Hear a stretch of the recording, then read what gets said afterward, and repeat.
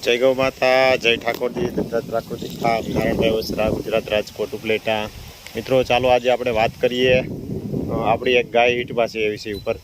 અને એ ગાય જે આપણી છે ત્યારે નંદી એની પાછળ છે એને ફોલોઅપ કરે છે, તમે જોઈ શકતા છો. તો બતાવવાનું કારણ ને એ વસ્તુ એ છે કે અત્યારે આ સિઝનમાં 3-4 વેતરની ગાય હોય એ લગભગ 3-3 દિવસ, અને કોઈ ગાય નંદી સાથે ન હોય તો 4-4 દિવસ સુધી રહેતી હોય, અને નંદી સાથે હોય એટલે 12 કલાકમાં એ કન્સીવ થઈ જાય. તો કહેવાનો હેતુ ને ધ્યેય એ છે કે ધારો કે આજે આ ગાય આપને ક્યારે ખબર પડે કે આછું પાણી જેવું ડિસ્ચાર્જ થાય ત્યારે આપને એમ થાય કે આજે ઈશ્વરે છે ગાય. એટલે આપણે શું કરીએ કે નંદી સારા ન હોય આપણી આજુબાજુમાં, એટલે આપણે બીજદાન કરાવવાના પ્રયત્નો કરીએ. તો આજ સવારને નંદી આની પાછળ ફરે છે. તો એક તો પહેલી વાત તો એ કે હજી એના હોર્મોન્સ એક્ટિવ નથી થયા. એટલે નંદી પાછળ ફરે એનો મતલબ એ નથી કે આછું પાણી જેવું ડિસ્ચાર્જ થાય, એનો મતલબ એ પણ નથી. જો આપણા નંદી મહારાજ આપણી પાસે આવી ગયા, અને એકદમ સોજો અને એકદમ શાંત સ્વભાવનો ગાય અત્યારે ઈશ્વરે હોવા છતાં. તો આપણે વાત કરતા હતા એ કે આછું પાણી જેવું ડિસ્ચાર્જ થતું હોય, નંદી અત્યારે પાછળ ફરે છે, તો એનો મતલબ એ નથી કે ગાય અત્યારે ઈશ્વરે છે. તો આપણો કહેવાનો ભાવાર્થ માત્ર એ છે કે નંદી સાથે હોય તો એનો જે પરફેક્ટ સમય આવે એ પરફેક્ટ સમયે જ એ પોતે એના હોર્મોન્સ એક્ટિવ થાય, પોતે એક્ટિવ થાય, અને નંદી જોડે ટૂંકમાં જે મુવમેન્ટ કરવાની એ મુવમેન્ટ કરે. તો દેશી ગાયમાં ખાસ કરીને આ બ્રીડમાં શોખ ખાતર એકાદી ગાય રાખી હોય, ગોંદરે કે ન જાતી હોય, કે આપણે નંદીથી ફાલું ન કરાવતા હોય, તો બનાવ એવા બને કે આછું પાણી જેવું ડિસ્ચાર્જ થાય છે તો આપણે સીધું બીજદાન કરાવવાનો આગ્રહ રાખીએ.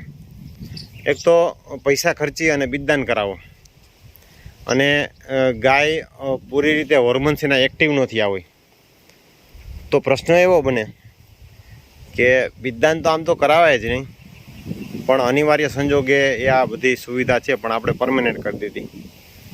તો ક્યાંક ને ક્યાંક એના મુખમાં જે એની ગંધ છે લાગે, એના કારણે થઈને મુખ એનું સેન્સિટિવ હોય, તો એનાથી એના મુખ ઉપર સોજો આવવાના આવા બધા જ પ્રયત્નો થાય.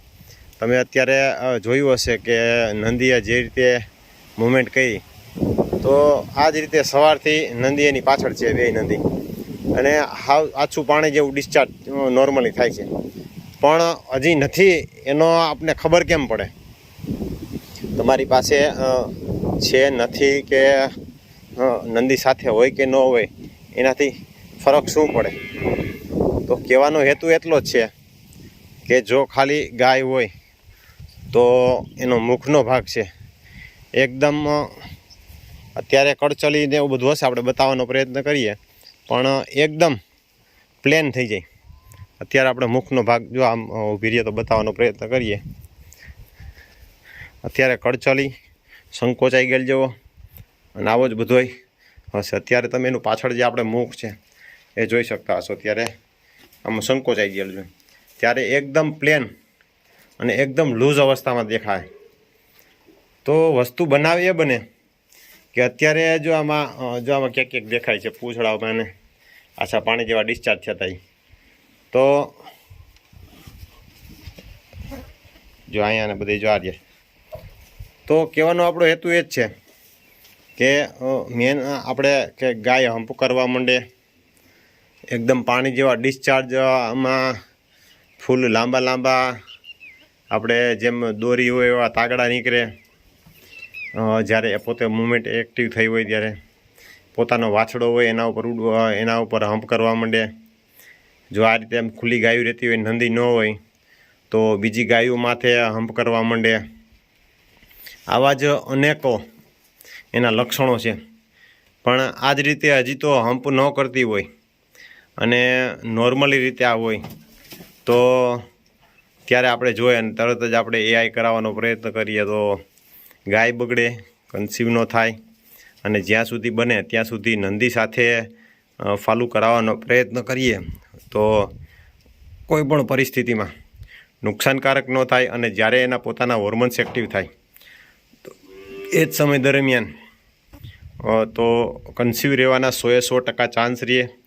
અને ના કે ગાય બગડે અને ના જે આપણે એક વિકલ્પ હતો એને પરમેનન્ટ કરી દીધો, એનાથી ક્યાંક ને ક્યાંક આપણે બહુ સારું અને સુંદર ગૌધન, કેમ કે એનું ગર્ભાશય બગડે, એનું મુખમાં સોજો આવી જાય અને જેથી કરીને ગાભણ ન રહીએ તો આપણી ગમે એવી કિંમતી ગાય હોય તો એ ગાય બગડે એના કારણે થઈ બિચારી રસ્તે રજડતી થાય અને ક્યાંક ને ક્યાંક એના જવાબદાર આપણે પોતે જ થાય. તો ગૌ સંવર્ધનમાં ખાસ કરીને ધ્યાન નાની નાની બાબતનું ખાસ ધ્યાન રાખવું. અને કમસે કમ આવા ઘાટાથી બચવું હોય તો 4-5 ગાયો હોય તો પણ 2-4 વ્યક્તિ થઈ અને એક નંદી રાખવો, જેથી કરીને, કેમ કે એ નંદી એની છેલ્લે કેલ્ક્યુલેશન મારશો તો નંદી આપણે ભારે નહીં પડે. અને જે આપણે અઢળક પૈસા ખર્ચીએ જે દવાખાનામાં AI કરાવવામાં, સારા નંદીના સીમન મૂકાવવામાં, એ બધી જ વસ્તુઓથી આપણે બચી અને સારું ગૌ સંવર્ધન કરી શકીએ. તો ગૌ સંવર્ધન કરવામાં પણ નંદીનું પસંદગી કરવી એ પણ વસ્તુ ખાસ છે. તો એ બાબતને પણ ધ્યાનમાં રાખવી. નંદી ક્યારેય નબળો પસંદ ન કરવો, કેમ કે નંદી છે એ આવનારી ભાવિ પેઢીનો આધાર સ્તંભ છે.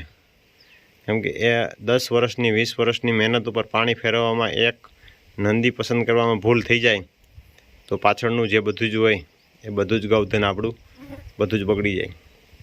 એટલે ખાસ કરીને જે માં એની નંદીની મામાં, એની નાની મામાં, એની દાદીમાં, એમાં બધામાં દૂધ હોય એ ખાસ ચેક કરી, માત્ર કાગળ ઉપર કે ટેગ ઉપર નહીં, ખાસ આપણે એની પાછળ સમય આપી, કેમ કે એની પાસેથી આપણે ભાવિ ભવિષ્ય ઊભું કરવું છે. તો એ વાતને ખાસ ધ્યાનમાં લઈને આગળ વધવું, જેથી કરીને આપણું ગૌધન ન બગડે અને આપણા ગૌધનમાં દિવસે ને દિવસે સુધારો થાય. તો ચાલો દિવસે ને દિવસે નવા ટૉપિક સાથે આપણે મળશું અને કાલનું શું છે એ બતાવશું. તો પરફેક્ટ સમય કેવો દેખાય છે દેખાડવાનો પ્રયત્ન આપણે કરશું. તો નવા વિડીયો સાથે મળશું.